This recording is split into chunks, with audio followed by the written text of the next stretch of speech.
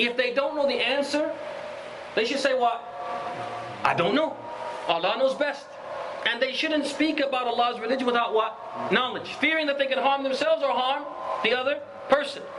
Which is why Allah subhanahu wa ta'ala, He says, قُلْ إِنَّمَا حَرَّمَ رَبِّي الْفَوَاحِشِ مَا ظَهَرَ مِنْهَا وَمَا بَطَنَ وَالْإِثْمَ وَالْبَغْيَ بِغَيْرِ الْحَقِّ وَأَن تُشْرِكُوا بِاللَّهِ مَا لَمْ يُنَزِّلْ بِهِ سُلْطَانًا وَأَن تَقُولُوا عَلَى اللَّهِ مَا لَا تَعْلَمُونَ.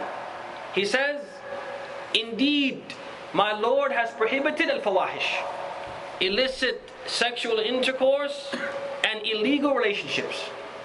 What is apparent from that and what is hidden. Wal-ithm, and sin. Wal-baghya bighayr al-haqq, and transgressing the bounds without right to do so. And that you associate partners with Allah for which you have no authority, you have no permission. And that you say about Allah that which you do not know. وقال ابن مسعود كما ثبت عند ابن عبد البر في جامع بيان العلم وفضله قال ابن مسعود يا أيها الناس من علم منكم شيئا فليقل به. Whoever, oh you people, Ibn Mas'ud, he says, oh people, whoever amongst you knows something, then let him what? Speak about it. فَإِن لَمْ يَعْلَمْ, and if he doesn't know, فَلْيَقُلْ اللَّهُ أَعْلَمُ, and if he doesn't know, then let him say Allah knows best. فَإِنَّهُ مِنَ الْعِلْمِ أَن يَقُولَ الْمَرْءُ فِي مَا لَا يَعْلَمُهُ اللَّهُ أَعْلَمُ. He said, because it is from knowledge that a person says about those things he does not know, Allah knows best.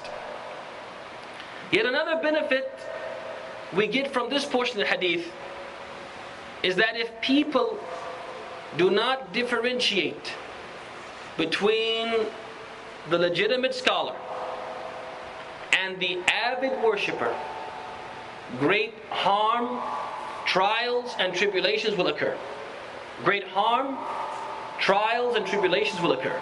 If people do not differentiate, if people don't make it a point to say, these are the scholars, and these people are not what? Scholars. These are the legitimate scholars, these are those who are claiming to be scholars, but they are not really legitimate scholars. If people don't do this, lots of what? Fitna will occur. And we see this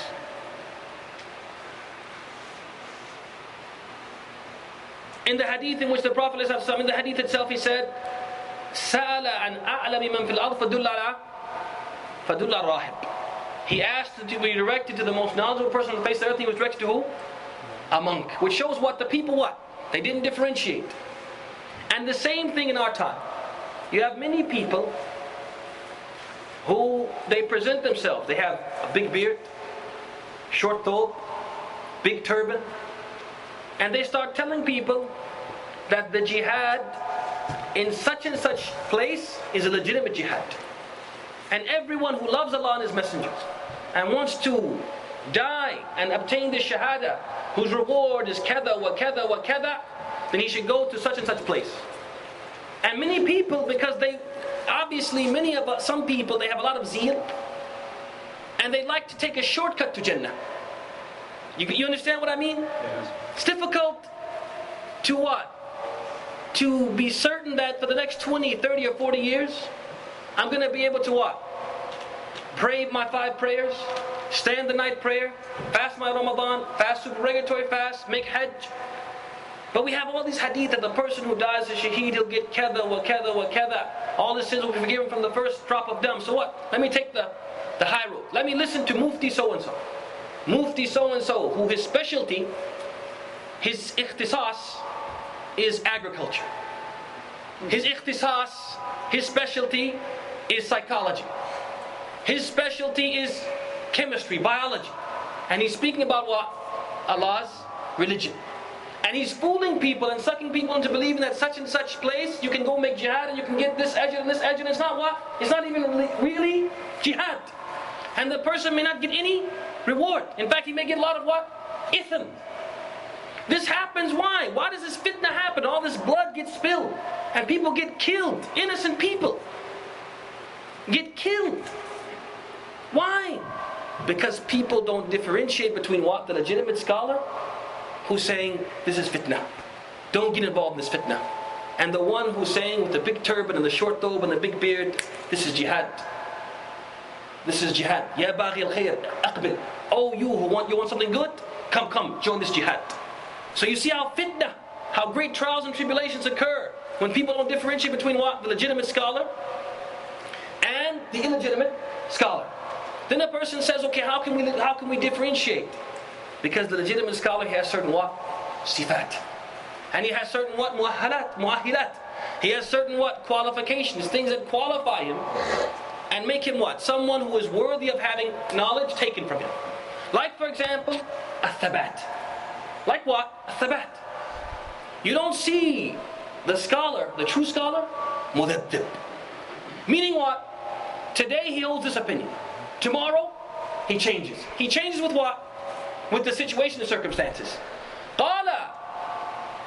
قال أبو الدرداء قال إياكم والتلون في الدين فإن الدين الله واحد. He said, beware of being like a chameleon. Whatever your circumstances are, that's what you're going to say. If you're with so-and-so, you'll say whatever he believes and whatever his aqeedah is. And when you're with so-and-so, you'll say whatever he believes and whatever his aqeedah is. He said, إِيَّاكُمْ وَتَلَوْنَ فِي الدِّينِ. Don't be like a chameleon. My religion changes with what? With the way the wind blows. La. He said, because the religion of Allah is what? It's one religion. It's one deen. Another quality of the real scholar is that he has what? He has mashayikh.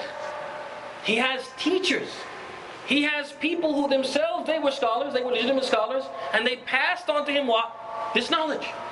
He's not a person who, when you ask him, who are your mashayikh? He says, قرأت الكتاب الفلاني والكتاب الفلاني والكتاب الفلاني. I read such and such book, and such book. I have extensive books, I have this big library. I read all these books. قال الشافعي رحمه الله تعالى.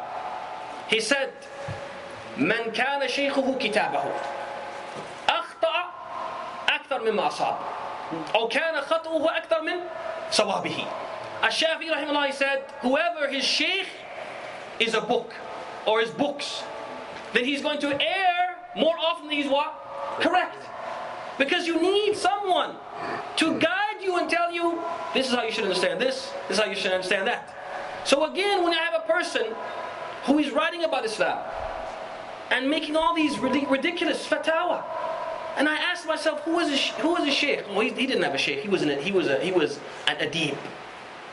He was a person who was skilled in literature. He was a writer, an author. This doesn't qualify him to speak about what? Allah's religion.